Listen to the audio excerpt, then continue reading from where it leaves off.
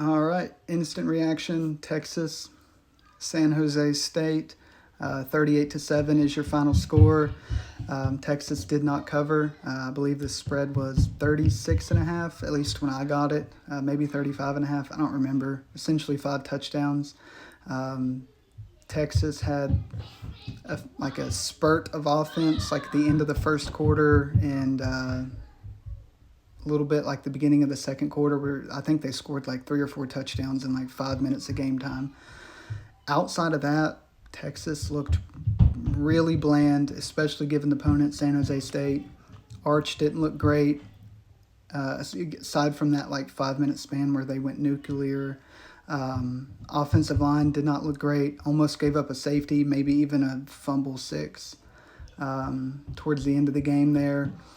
Texas did have a chance to cover. Running back fumbled with about a little under 2 minutes to play. They would have been on like the 10-yard line and would have scored and probably covered, but fortunately they don't. I had them covering, but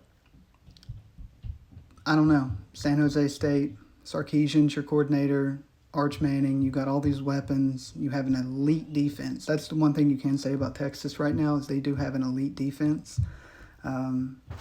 Arch has just got to be better. Sarkisian's got to be better. Receivers have got to be better. There was a big drop early in the game from Wingo on a third down. I don't know. I know 38-7. The game was never really like. I mean, it was kind of close in the first quarter,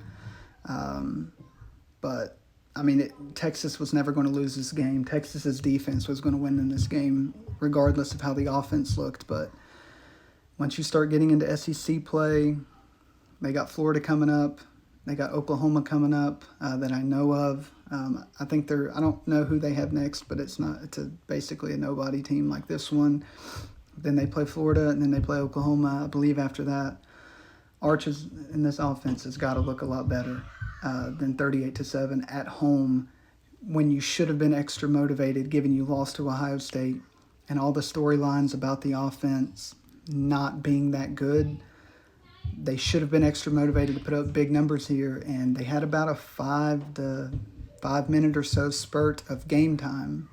It's probably about 20 minutes of actual time, but I don't know.